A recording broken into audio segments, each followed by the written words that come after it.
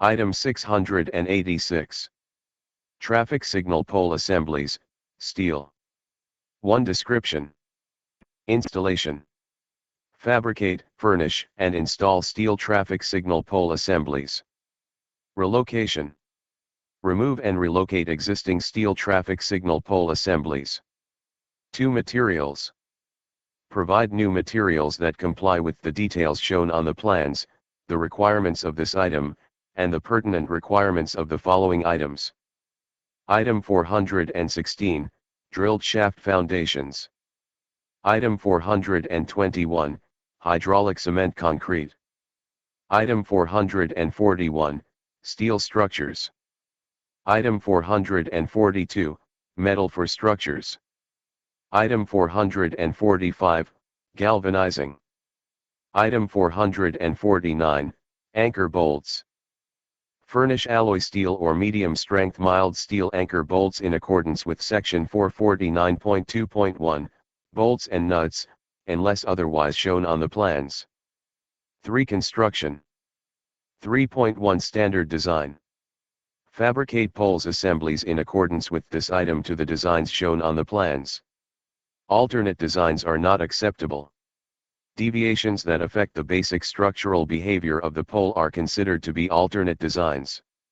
For deviations that do not affect the basic structural behavior of the pole, electronically submit shop drawings in accordance with item 441, steel structures, to the Bridge Division for approval. 3.2 Fabrication. Fabricate and weld in accordance with item 441, steel structures, AWSD 1.1, Structural Welding Code Steel, and the requirements of this item. Fabrication tolerances are given in Table 1. Table 1. Fabrication tolerances. See table in specifications. 1 1/8 in 12 inches between mounting plates and between mounting plates and base plates. Fabrication plants that produce steel traffic signal pole assemblies must be approved in accordance with DMS 7380, Steel Non-Bridge Member Fabrication Plant Qualification. The department maintains an MPL of approved traffic signal pole assembly fabrication plants. Provide properly fitting components. Provide round or octagonal shafts for poles and mast arms tapered as shown on the plans. Fabricate mast arms straight in the unloaded condition unless otherwise shown on the plans. The department will accept bolted slip joints overlapping by at least 1.5 diameters in mast arms 40 feet and longer. Provide circumferential welds only at the ends of the shafts. Provide no more than 2 longitudinal seam welds in shaft sections. Grind or smooth the exterior of longitudinal seam welds to the same appearance as other shaft surfaces. Ensure 100% penetration within 6 inches of circumferential base welds and 60% minimum penetration at other locations along the longitudinal seam welds. Use a welding technique that minimizes acid entrapment during later galvanizing. Hot dip galvanize all fabricated parts in accordance with item 445, galvanizing. Treat welds with ultrasonic impact treatment when shown on the plans after galvanization and with the dead load, actual or simulated, applied. Repair damaged galvanizing in accordance with section 445.3.5, repairs. Connect the luminaire arm to the pole with simplex fittings. Ensure the fittings have no defects affecting strength or appearance. Permanently mark, at a visible location when erected, pole base plates and mast arm mounting plates with the design wind speed. Permanently mark, at a visible location when erected, pole base plates and fixed mast arm mounting plates with the fabrication plant's insignia or trademark. Place the mark on the pole base plate adjacent to the hand-hole access compartment. Deliver each traffic signal pole assembly with fittings and hardware either installed or packaged with its associated components. Ship all components with a weatherproof tag identifying the manufacturer, contract number, date, and destination of shipment. 3.3 Installation. Locate traffic signal pole assemblies as shown on the plans unless otherwise directed to secure a more desirable location or avoid conflict with utilities. Stake the traffic signal pole assembly locations for verification by the engineer. Use established industry and utility safety practices when working near overhead or underground utilities. Consult with the appropriate utility before beginning work.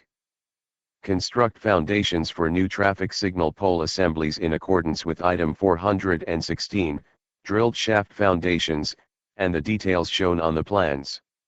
Orient anchor bolts as shown on the plans. Erect structures after foundation concrete has attained its design strength as required on the plans and item 421, hydraulic cement concrete. Coat anchor bolt threads and tighten anchor bolts in accordance with item 449, anchor bolts. After the traffic signal pole assembly is plumb and all nuts are tight, tack weld each anchor bolt nut in 2 places to its washer. Tack weld each washer to the base plate in 2 places. Never weld components to the bolt. Tack weld in accordance with item 441, steel structures. After tack welding, repair galvanizing damage on bolts, nuts, and washers in accordance with section 445.3.5, repairs. Do not grout between the base plate and the foundation. 3.4 Relocation. Disconnect and isolate traffic signal cables before removing the pole. Remove existing traffic signal pole assemblies as directed. Ensure the poles or attached components suffer no undue stress or damage. Signs, signal heads, mounting brackets, luminaires, etc., may be left on the poles. Repair or replace damaged components as directed. Remove abandoned concrete foundations, including steel, to a point 2 feet below final grade unless otherwise shown on the plans. Cut off and remove steel protruding from the remaining concrete. Backfill the hole with materials equal in composition and density to the surrounding area.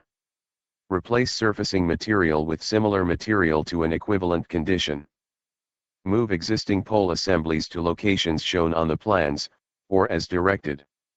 Construct foundations for relocated traffic signal pole assemblies in accordance with item 416, drilled shaft foundations, and the details shown on the plans. Install existing pole assemblies on new foundations in accordance with section 686.3.3, installation. Accept ownership of unsalvageable materials and dispose of in accordance with federal, state, and local regulations. 4. Measurement.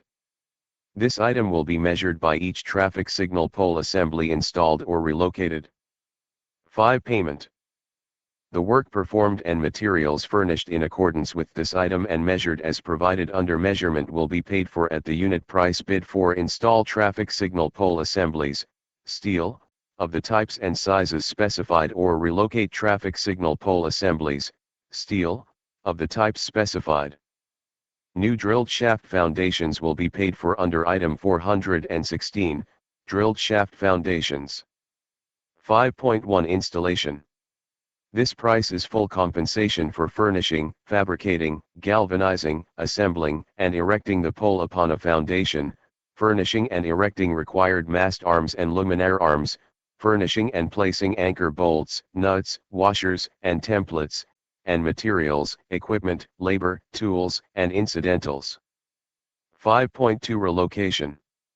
This price is full compensation for removing traffic signal pole assemblies, removing existing foundations, backfilling and surface placement, storing the components to be reused or salvaged, furnishing, fabricating, and installing required new components including anchor bolts, nuts, washers, and templates, placing and securing traffic signal pole assemblies on new foundations, furnishing and placing conduit, ground rods, and wiring, disposal of unsalvageable materials, loading and hauling, and materials, equipment, labor, tools, and incidentals.